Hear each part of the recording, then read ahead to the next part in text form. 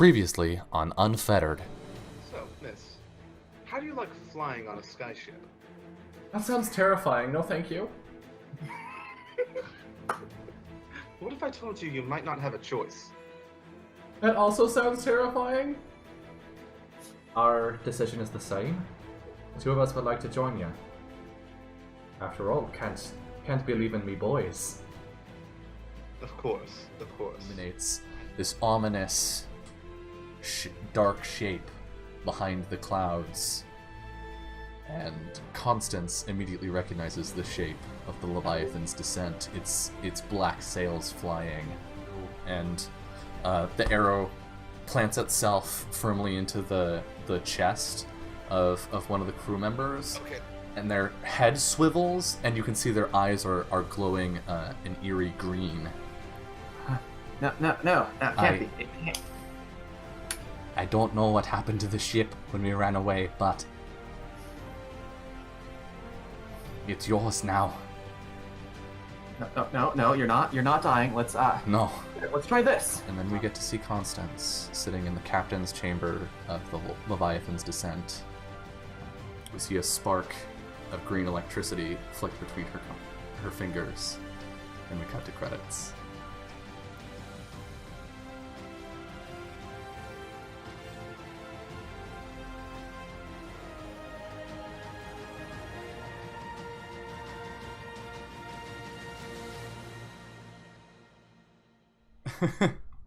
Hello! Welcome to episode 9, part 1 of Unfettered. A very warm episode. Gentlemen, how are you? Crispy, how's it going? Warm. Top Hat? Warm. Yeah. It's very hot in California right now. Everywhere. It sucks. It's awful. I'm gonna apologize now. I imagine some of our audio will probably be pretty bad. I have a window open, which I don't usually have. I imagine Top Hat will have a fan going. If not, I'm surprised. The entire time. Yeah, so sorry if the audio is a little weird this episode, but it's, in my opinion, better than us having heat stroke on camera. You might find that entertaining. I don't know, but That's not really. not my opinion. I have no flow of air in my room. Okay, well, Crispy can get that covered for us. Meanwhile, my hands are literally slipping off of my desk. So, yeah, I want to die. But instead, we're gonna play D&D, which is pretty nice. It's nice to actually get 2 weeks in a row now, where we're playing. What? We're playing a game. Yeah. In a row? Yeah. Let's Like a boat? Yeah, precisely. Weird after our mid-season break. Yeah, our mid-season break, only 6 episodes into the season. Man, if this is only... It's gonna be... Yeah, I should just say 12 seasons. I mean, if this is going to be a 12 12-episode season season, 3. then we need to start... I need to pick up some of the plot here. We need to get rolling. I mean, based off of my current plans, episode 12 sounds like it's gonna be interesting. It seems Yeah, reasonable. when we fly into the Aether? Or Arcane, God. Yeah. Also, Insert I mean- generic fantasy name here. If you look at, say, a lot of the roleplay shows, they tend to have... I feel like a lot of role-playing games tend to have, a major arc climax at the end of about 10 episodes. So 12. 10 to 12. Yeah, in that area. 12. So Okay, so we need to be okay. even better than them. We're gonna hit that major arc at 15 episodes. All right, so everybody go home, don't bother watching, come back for the 12th episode, which will be the exciting one. In the meantime, we're just going to slow roll for, 4 episodes? Alright. I said 15th episode? Excuse you? I wasn't listening to you. But yeah, so we're clearly in great moods. And yeah, has anything exciting happened to anyone this week? I've been slowly Probably, burned but- alive. But it's hot. Yeah. I regret getting a leather chair. Yeah, sticking to my chair, or sticking to one's chair, I guess, is not great. You gotta stick to your guns on this one, guys. While playing games with Crispy here last night, I gave up on trying to sit in my chair, pushed my chair away, pulled blankets off my bed, and made an impromptu beanbag chair, and then proceeded to tell Crispy to play for me as I just watched him play games using Discord video. From your floor. Now, it may sound more convenient to stream it to Twitch or something, but no. I can't let the rest of the world see my amazing HOTS game. He's really bad. Actually, no. We've played HOTS on stream before. It's not that bad. It's atrocious, yes. We consistently play against people who are in like the thousands in level, and we're like level 200. It's mystifying. Yeah. I love their matchmaking. Also, it's like, hey, you guys are playing two like meta characters. Have 3 supports. None of them are gonna heal you. Yeah, get that good old combat Uther. Like combat Brightwing. solo of, top though. Brightwing. I went to the San Francisco Comic-Con yesterday, and I picked up a thing that I'm gonna show off and get this demonetized. Yeah, do it. I don't think it'll actually be a problem, but unless he's gonna sing a song. It looks so good and so small. You can't see it. Yeah, signature by the artist. Yeah. Okay, I'm honestly kind of disappointed. Like, he only got like a picture of his waifu. He should have gotten a full body pillow. Get that butcher body pillow going. Yeah, honestly, I'm disappointed in you, Top Hat. It's just. I'm trying to imagine artist... that now, because like most body pillows, right, are like narrow, but a butcher body pillow would probably just be like a beanbag. You know those like beanbags that you can entirely fit inside of? Yeah. Yeah, that's just. It's gonna be one of those with like a foam arms hook and legs. Just as a slight side note, we have so far spent 1/4 of our proposed first session on not anything related to D&D. Only hey, 5 minutes. Hey, we said slow roll it. Yeah. I'm slow rolling it. We need to extend this out. So on top of our normal scheduled commercial break, we'll also have 15 minutes of fucking around. Yeah. that So might I think put us maybe ahead of other somewhere in shows, part 2 we'll just play. Okay, no, let's shut up and actually play some D&D, shall we? Wait, I have to get my Constance soundtrack playing.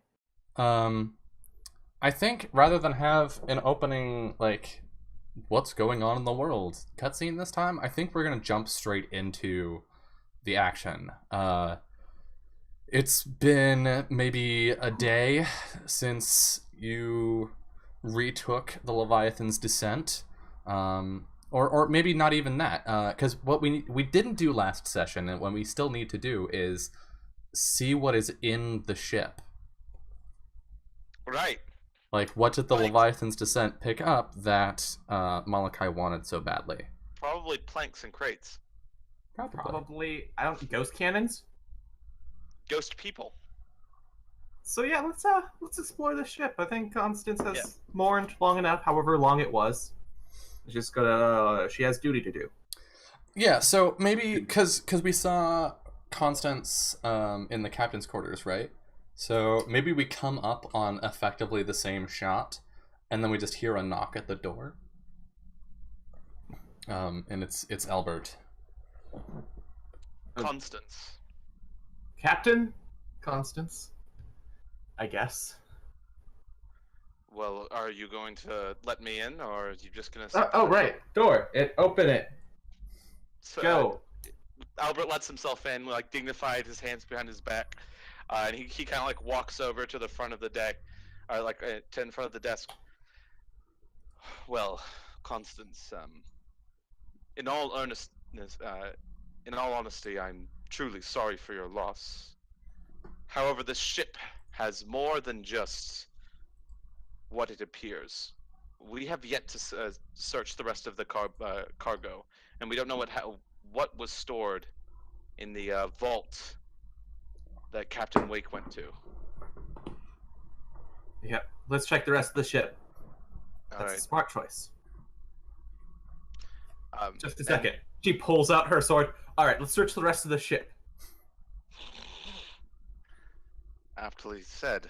Um, you see kind of like the Storm Singer's probably like docked alongside, and there's some crew kind of like spook. I guess we already have crew on the ship. Mhm. Or were they? Yeah. I think it was probably bare bones, and we got some real crew onto the ship. You know, Albert like motions for them to come over as we approach the. What kind of door is it leading down to the? I feel like there's like a hatch, probably Yeah, that yeah, leads down to the below decks. Yeah. And So, then yeah, since it's such a large ship, probably somewhere mid-ship there's a I forget what they're called, but like bay doors that might be what they're called that open up so you can crane cargo in and out. Yeah. So I imagine we're just kind of like standing around this like small, hatch door, and we probably have like LeFo there or something. Well, Constance. All right, just kick it open, go down. All right, yeah. The wood and the iron creak as you open the trap door, and then the steps in the stairs groan under your weight as you go down into the murky depths of the Leviathan's descent. It's a multi-deck ship, so this first deck would have been crew quarters, probably, and gun deck, and then the second deck would probably be, how many guns does it have again? 18? No, like 9. No, Nine. like Nine, that's right. This isn't a historical ship. Right. So yeah, it's probably gun deck and crew on the first deck, and then the second deck would be cargo. Wait, there's crew? No. Oh, okay. No. It's just like crew spaces. Yeah. All right. So there are like disused hammocks covered in cobwebs and dust. Yeah, like as we're going down, you hear Albert like motioning for his like troop to seize control of the ship, take an inventory of what's there, as we approach the cargo. Yeah, and so like several of your pirates start like rummaging through the space around the hammocks, turning over mattresses on the floor and looking through small trunks. And then you make your way down the deck until you find or is Constance leading the way, or are you allowing? Yeah. Okay, so then Constance leads you to the stairs that go down to the next deck. And as you descend the stairs, your eyes have to adjust for a moment to the dark, and to the darker darkness. Yes. And there are crates, as you would expect, and a couple chests, I suppose. Okay. Well, But the crates are not marked with imperial markings. They're not marked in the ways you would expect. let's pop them open. Yeah. So I imagine we just kind of go around and crack them and see what's inside. Okay. There aren't a whole lot of crates, but as you open them, you get a sense of perhaps why they're here. You pop one open, and there is they're long crates. So you open one, and there's a stack of,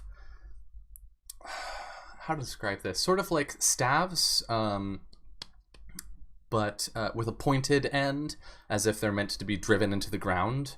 And there's a strange apparatus at the opposite end that is clearly some kind of magitech. Impaling staff. Okay. I'm gonna call up. Who's our lead expert in Magitech? Is it Kelly or Roderick? Yes, both of them. I'll call for Roderick. Heck, to come on board, because we have time. This isn't active combat. Yeah. So they start heading over. The chests, of which there are far more, and sundry, are full of gold. and other various forms of coinage, coming out to around 10,000 gold. Well, that that solves in the summary. that solves a lot of issues. After a couple minutes, Kelly and Roderick find their way down into the hold. Yeah. You cold, Captain? No. In these crates here, we've discovered some kind of magitech device. I'd like you to examine it. See if you can figure out what's used for. Yeah. So they move over to the crates, and Kelly is sort of like looking at Constance, like she's sort of distracted, until Roderick brings her attention back to the crates. And they take a look, and there are I'd say 20 of these staves in all. And so they pull one out, and they're examining it, and they turn it over and like poke at things, and Kelly like stops Roderick all of a sudden and goes, "Wait, no, I think I've got an idea." And she holds it out and jams it into the deck of the ship, and out of the apparatus at the end, sort of fanning out, comes a glowing blue field that sets up a small sort of wall around the. Is this what I think it is? I'm like, I think Constance is gonna like take a step back away from it. Yeah, so there's just like this wall fanning out from like to either side of this staff placed in the deck. There's a way of finding out if I think that's what I think it is. I'm gonna take several steps back. Are you gonna touch it? All right. Touch the butt, Constance. I touch it. Yeah, nothing happens. Although it is corporeal, it resists your touch, your pressure. It pushes back. It's effectively a force field. Okay, and this is like magitech. This is an ancient tech, is it?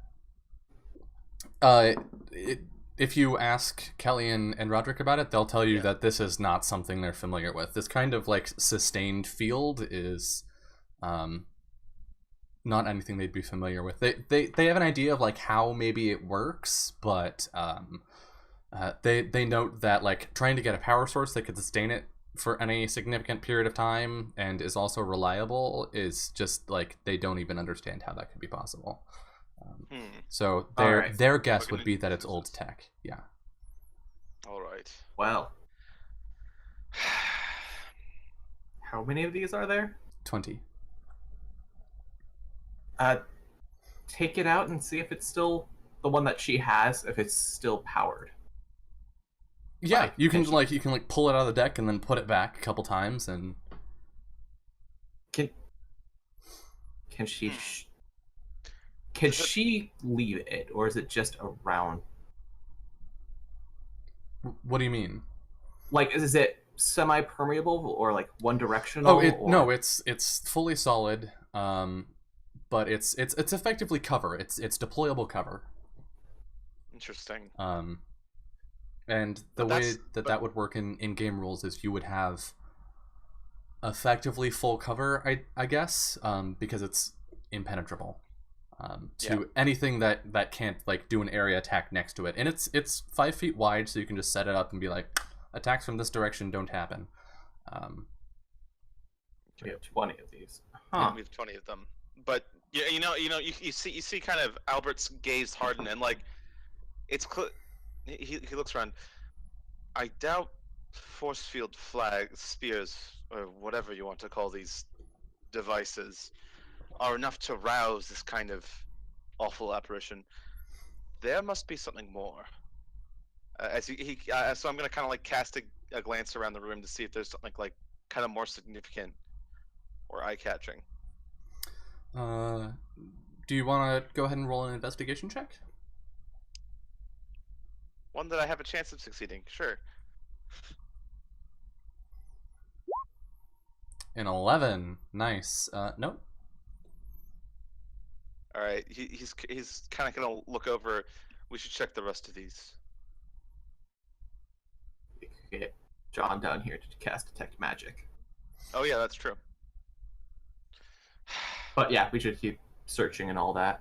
Yeah, John, we're going to need you aboard the what's it called? The Leviathan's descent. Right. Rightio, Captain. And he heads on over and like pokes his head around. So, this is the Leviathan's descent. It's the beast herself, yes. My ship is great. Well, to each their own. I think I say that and I like lean against like a beam and the beam cracks. Maybe a few too many cannonball hits. Aye. One or two. Perhaps too many years as a ghost ship. Anyways, John, are you able to detect? Would you be able to sense if there was some kind of presence of magic in the area? Aye, that I could do. You just discern where these... I'll need some time. Of course. All right. Let's get to it, you bastard. And he like starts drawing a diagram in chalk on the floor, and his medallion glows, and he starts like getting that sort of cracked skin effect in ripples across his body. And it's a ritual, so it takes like 10 minutes for him to set up. And then finally he stops and crushes a pomegranate in one hand and closes his eyes and spreads the juice across them, and then opens them again, and his eyes are glowing like bright red orange. And he looks around, and like there's no longer any visible pupil or anything to his eyes. They're just these like glowing fiery orbs. So he looks around. Well, captains, I don't know what to say, but well, there's quite a bit of magic here. I'd say the whole goddamn boat. The ship was transformed? What? That does make sense. It's kind of Well, it was a ghost ship, no doubt. But was that phenomenon not related to the vault they found? That's as they say, above my pay grade. You like core. There's something different about it. We should check. I assume that there's like a core. There's an engine. Yeah. Yeah. So I'm gonna like lead people over to check out the actual engine itself. Yeah, Kelly can poke at it. It's her area of expertise, and so she'll like look at things and like open some panels. Nothing out of the ordinary here, Captain. It's just an engine. See, we're gonna like slap the engine. It's fine. Yeah, there's like a.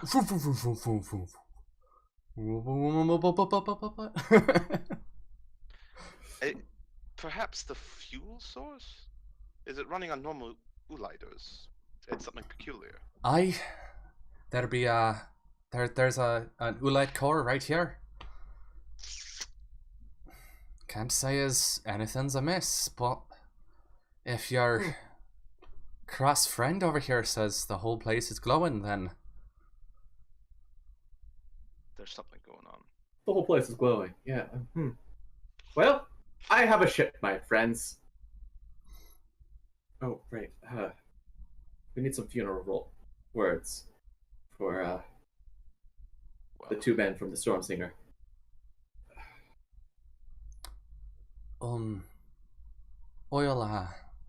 I'll see to that. You, Kelly will like pat you on the back.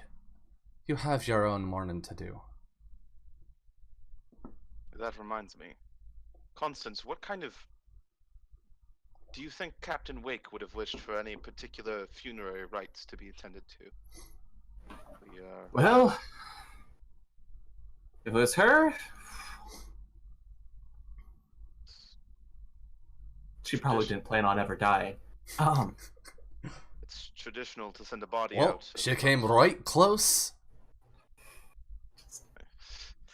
Perhaps a sense of propriety would be in order. Sorry. I think the best person to check with would be Lisbeth. Right.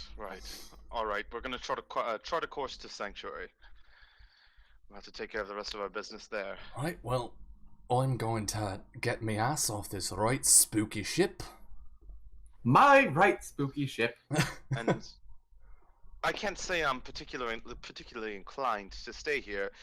Have fun, Constance. And I think most everybody files their way off of the Leviathan's descent back to whatever ships they'd already been acting on. I imagine a good amount of the skeletal crew, quote unquote, is probably golems. Because none of the crew actually want to go on the ghost ship that doesn't have any reason for being a ghost ship other than it's a ghost ship. We won't talk about the Green Lightning yet. So does Constance go back to the captain's quarters, or what does she do? I think, I'm gonna go to the captain's quarters, and so we see like everyone filing off, and then just Constance, for a moment, it's just Constance on the ship by herself, and then she just walks towards the captain's quarters. Is the entire crew robots, or are there a couple people? I think there's gonna be like once we get everyone like sorted out, there's gonna be a couple people on it, not just robots. But like for now, that's my question. Is like on the way to Sanctuary. I would say I wouldn't want to risk putting, especially because the robots have a good affinity with Constance, being she probably is in some way their power source. Okay. I think keeping the robots on the ship where there is some strange ghost magic is better than keeping people on it. Okay. If people were like, yeah, sure, I'll work on it. I don't believe in ghosts.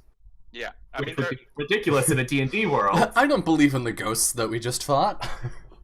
They looked dead enough. I mean, we killed them again, so... Yeah. So if there was anyone who's like, I'm not superstitious, we saw the ghosts die. They're welcome to be on, but I doubt that's going to be many people. Okay. Yeah, also, I doubt pirates are exactly an unsuperstitious lot. Oh no. So I'll be calling people over, like, for conversations, and probably have Mabel come onto the ship at some point. So yeah, I think we see everybody leave the ship, and we see Constance stand there on the deck for a moment, and then she goes back into the captain's quarters, which I suppose are her quarters now. And what do you do once you're in there?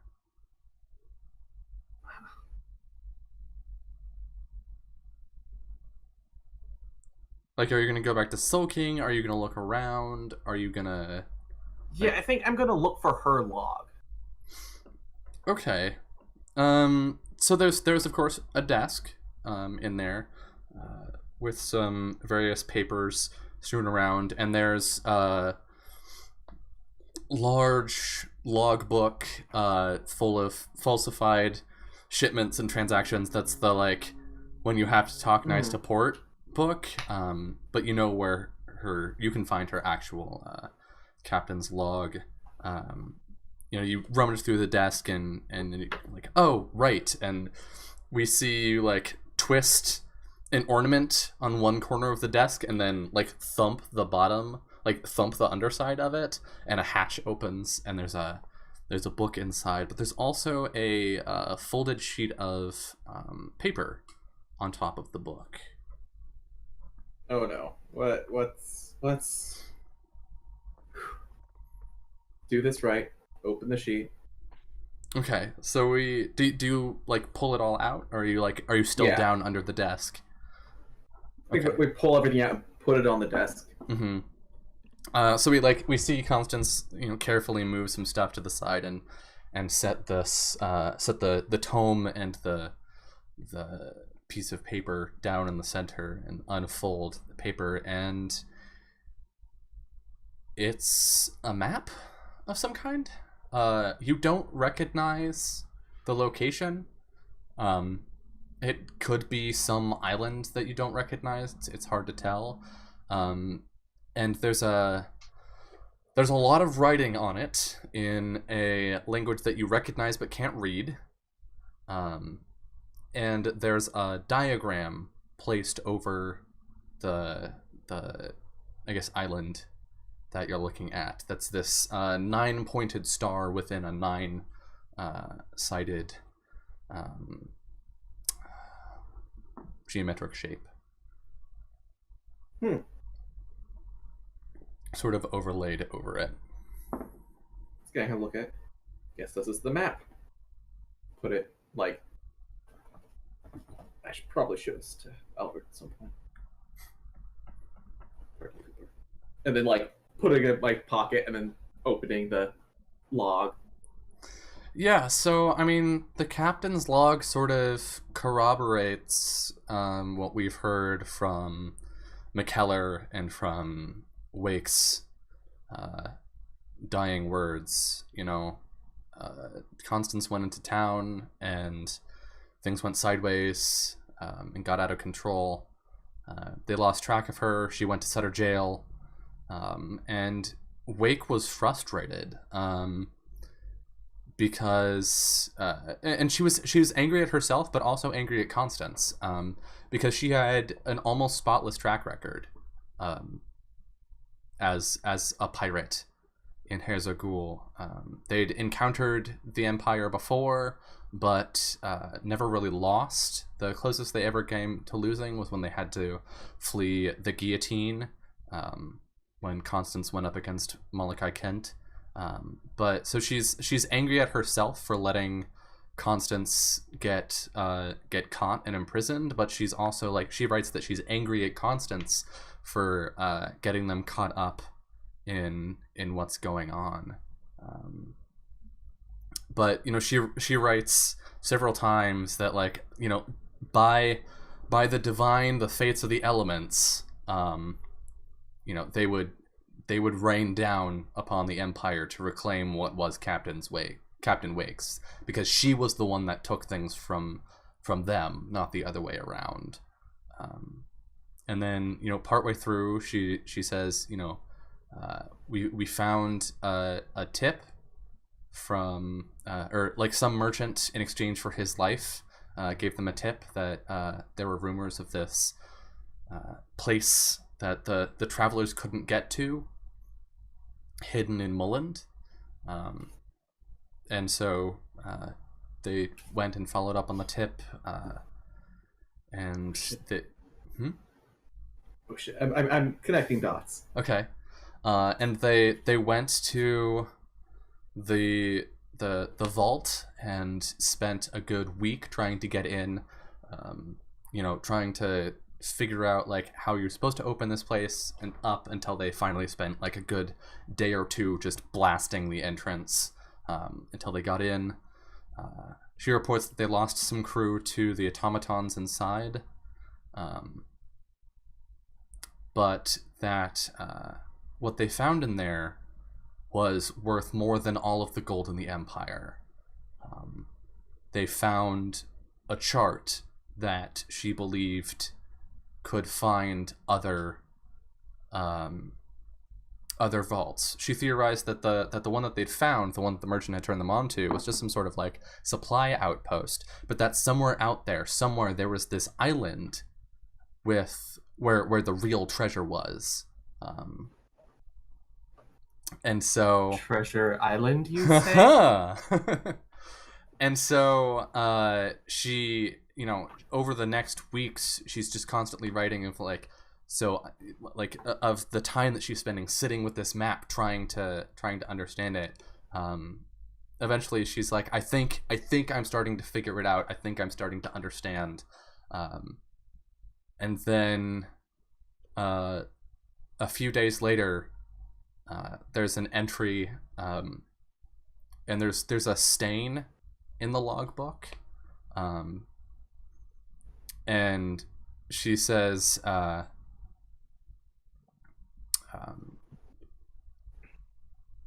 Kent found us. I don't think he was ever after Constance at all. The look in his eyes, I knew that we weren't making it out alive. The quartermaster was dead. The first mate was dead. I made a call. We went into the arcane. We came out the other side. Everything seems fine. We lost Molokai. But I can't help but worry that he's just going to be on our trail again. And then there are a couple days where there's nothing written. And then she starts writing, I can understand it now. I can read the map. I know where it is. I know where the island is. I found it. It was right where no one was looking all along. And then there's nothing. Well, it's confirmed. The island is the picture. The map is just a picture of Mulland turned upside down. Or it's a picture of all of them together, Or a but slightly for smaller- separation. Oh yeah, or like a slightly smaller Mulland, just below. But nobody checked underneath Mulland. To see Yeah, if there was. there's Mulland, and then there's Miniland underneath it. You know, we have magnifying glass that can see. Spyglass. Yeah, spyglass. It's magnifying glass if we want it to be. I mean, I guess Whatever. it's made of glass and it magnifies things, so in a sense. Can it magnify to an infinite distance though? Yes. Like really crazily. So we're just gonna look from. We're gonna find the angle where we see the bottom of Moland.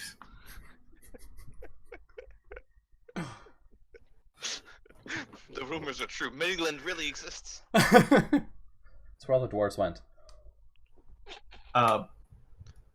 Okay. Well, that's a story. Kind of like pat the ship, like it's okay. I was there too. Well, that explains why it's so fucked up. Yeah, so like Constance pats the ship, and we see more of that like ghostly green electricity crackle off of the planks and over like the back of her hand. Damn. They're gonna have to stop doing that. That's creepy. Don't call it creepy. It's your friend. The ghost shit that took over the mind of your friend / captain. Sure, it's fine. She just went insane. It wasn't the ship's fault. It was the arcane's fault. Wasn't the ship's fault. Ships Just green don't kill lightning. people. So you guys are gonna head back mean- to Sanctuary then? Yeah. There's no problem bringing this back to the sanctuary. I'm sure. So Actually, hold on. On our way over, I would actually like to have a conversation with Kelly. okay. Because this is something that probably needs to be resolved before we just keep dragging her into stuff and be like, okay, we can talk later. It's all right, Kelly. We'll talk about this later. I know it's been 3 weeks, but trust me, we're too busy right now. Sounds like my relationships. What? God damn it! All right, so yeah, Albert will probably go and talk to Kelly. Okay. So I imagine she's just kind of like sitting at an office or workbench or whatever she's got set Well, up. she's probably at the helm of whatever ship she's in charge of. Oh, right. Yeah, so Albert will call over, requesting to talk to her. Aye, Captain. What is it? Kelly, come aboard the Storm Slinger. There's a matter I wish to discuss with you. Very well. She like hands off the helm to someone else and Yeah. comes aboard. Captain. Come in. She steps in, stands straight, puts her arms or her hands behind her back. Oh, none of that. Come, take a seat. Is everything all right? Well, that's a question I think you're the one who needs to answer. You signed on to this because we were escaping the Empire, but things have become more complicated than that, as you can clearly tell. So That's the I wanted truth. to bring you aside. We've put a great deal of responsibility and trust on your shoulders, but of course, I would not want to do that without your wholehearted consent. You and Robert are quite valuable to us, so your input is regarded highly. Well, I appreciate you saying that, Captain. And you're right. I signed on to escape the Empire and make me fortune. I didn't sign on for a revolution. I didn't sign on for ghost pirates, but That was perhaps a little bit unexpected from everyone's front.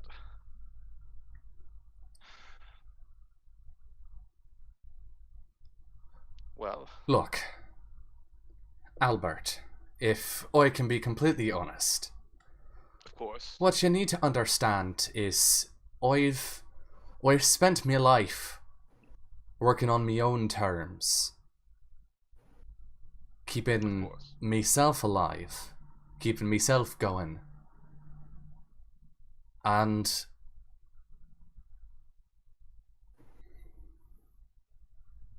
it's an adjustment going from that to being part of a crew, let alone part of whatever this is.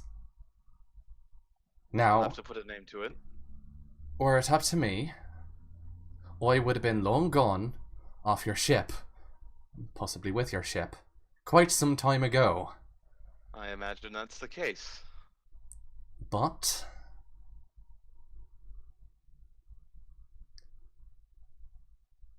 Roderick feels differently. Oh. He came into this life different than I did. Mm-hmm. He was a teacher long before he was my partner. Long before.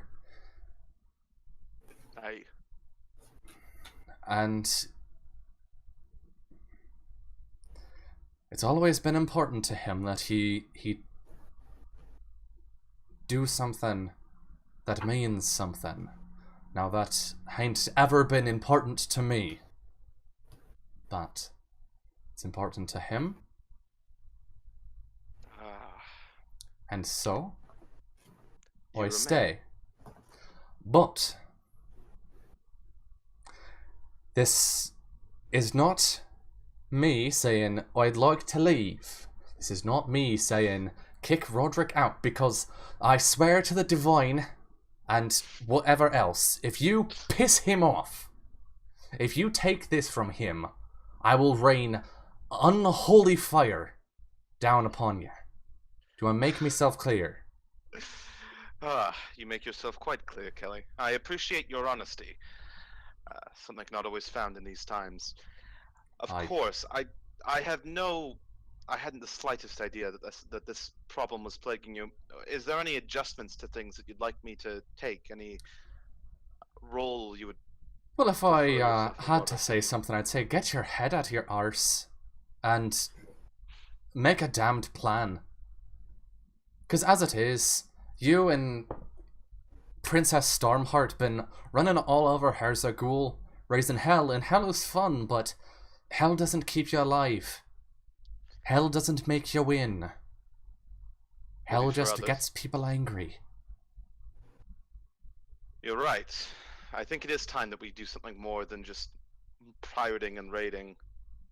I think with the Leviathan's descent, I think we have a better chance at that than ever before. Once you get her repaired, perhaps, but of course. Right now, I honestly I'm surprised she's flying. I'm more than surprised. No. Well, with this card in our hand, I have no doubt Constance and I will have to start looking more towards the future. Anyways, your input is appreciated as ever, Kelly. If you would like to Of return to your course. station. Your crew would have fallen apart without me long ago. Don't worry. I've got your back. Long as you've got mine, long as you've got Roderick's. Of course. I think She- at this point, She salutes feel- with the wrong hand. everyone's comms in the room starts just go, Mabel, Mabel, Mabel, Mabel. It's just one, like just out of each comm, Mhm. one at a time. What? Wait, how did... Constance! Kelly, like, picks up, one of the comms. Constance, get back on your ship and get off Lord Austinwald's. Man. All right, yeah. Okay. That is my good scene. Did you want to have a scene with Mabel? Yeah. Okay. Mabel, try going into the arcane. Mabel, come on my ship. Come on my ship. Things. Yeah, so I think we see Constance standing like on the deck of her ship, surrounded by robots. As Mabel like carefully like holding onto a guide wire, walks across this like plank between two of the ships, holding a couple books in her free arm. She's like staring dead ahead, like directly into Constance's eyes as she walks very slowly across. Okay, so this is your ship? Yeah. Well, Wow, there's a story about this. It's Okay. We. big. Yeah. It also dunked into the arcane. This is a big ship. Okay. What? And then like. Yeah. And Wait, like you Captain's did? quarters. Like I did. And then I'm just gonna like as we walk, I'm gonna Captain's quarters. And like as I Okay. close the door, there's gonna be like the green spark onto the ship.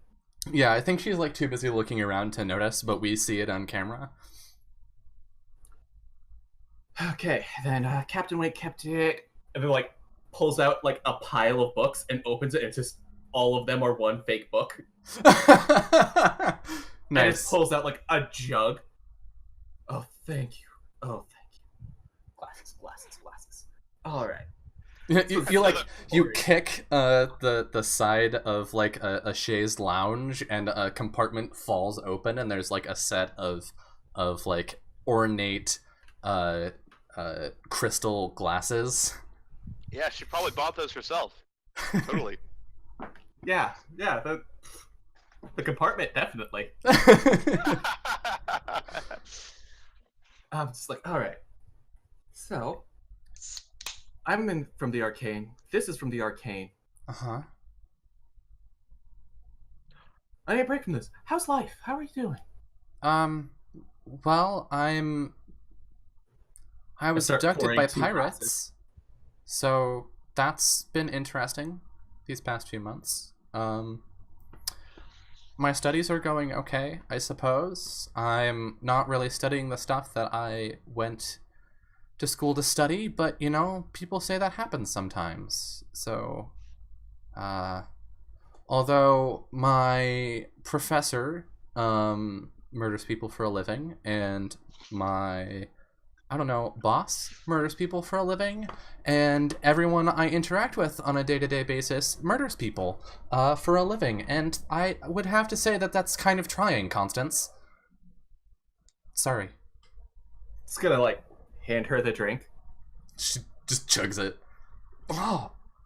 Ah. Yeah. Life's a bitch. Ah. So was About- whatever made this. Just gonna look at it. Dragons. Mm. Pour another glass. Just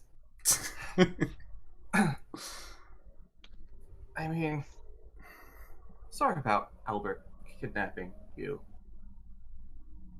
Yeah, well, it took you a while to apologize for that, and maybe perhaps you're not the person who needs to apologize.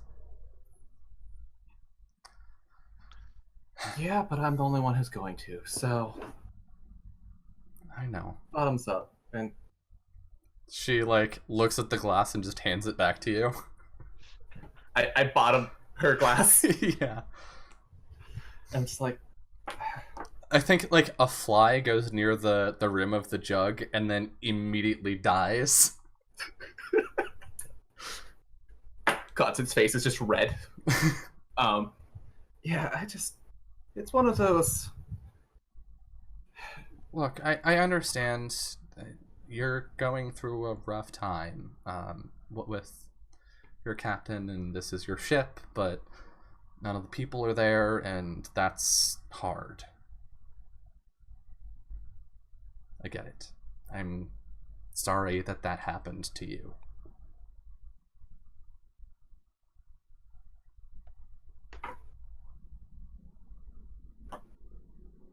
So I've spent my entire life living up to expectations of others. It's fun, really. You've seen so much of it. You've lived a longer life than any other human really has. Yep.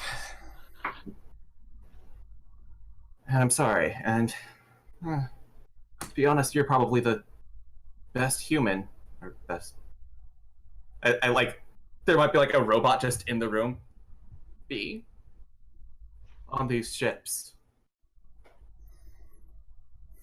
And I just hope you stay that way. I guess I've been working on that incubator for you. I think it's going okay. I'm not really clear on the specifications because I don't know necessarily how warm drake nests usually are, but I'm sure once we get to Sanctuary I can find a book. Well, But yeah, that's going. She like sort of awkwardly looks around the room. Like she's hit the point where like she was really open and vulnerable, and she's like, wait, that's not the kind of relationship we have as people. just gonna sit there for a second, like,